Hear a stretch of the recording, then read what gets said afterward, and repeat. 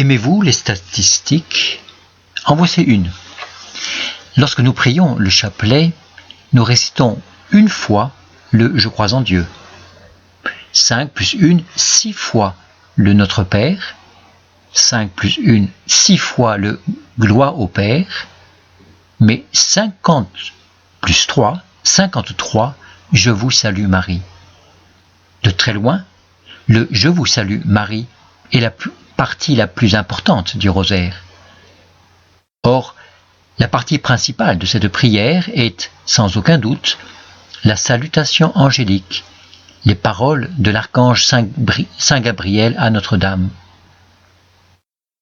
Nous en avons déjà parlé, mais je vous propose de revenir sur le grand mystère de l'Annonciation. Vous connaissez la première phrase du récit qu'en fait saint Luc. L'ange Gabriel fut envoyé de Dieu.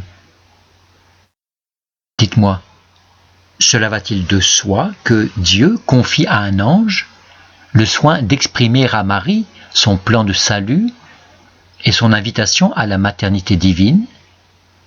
Dieu n'aurait-il pas dû, pour respecter l'ordre de la nature, s'adresser directement ou par un ange à Saint Joseph?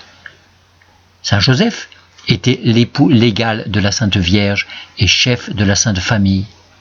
Joseph aurait transmis à son épouse la grande nouvelle de sa vocation exceptionnelle. Pourquoi l'archange est-il envoyé par Dieu à la Vierge Marie? Parce que la maternité divine est toute entière de Dieu. Si l'auteur de la vie naturelle est l'homme, l'auteur de la vie divine, qui est Dieu, ne peut être que Dieu lui-même.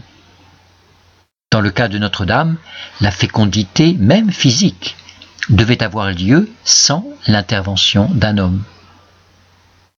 Or, celui-là enseigne, celui-là annonce la bonne nouvelle et transmet la volonté de Dieu qui donne la vie.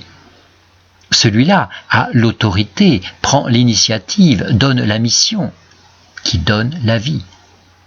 Dès lors, la grande nouvelle de la maternité divine devait être présentée à Marie, non pas par son mari légal, Joseph, mais par un envoyé direct de Dieu. L'ange fut envoyé par Dieu.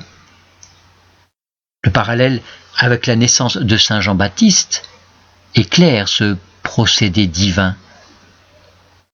C'est le mystère de la visitation, mais avant, pour annoncer à Élisabeth la naissance de Jean-Baptiste, le même archange Gabriel est envoyé à Zacharie, et non pas à Élisabeth.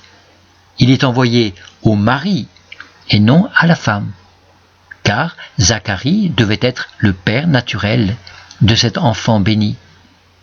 En revanche, le grand mystère de la conception virginale du Verbe incarné, de Jésus, resterait le secret de Marie. Elle lui serait annoncée par un ange, l'ami des vierges. Et nous autres, en répétant la parole de l'ange, nous voulons féliciter Notre-Dame pour ce magnifique privilège.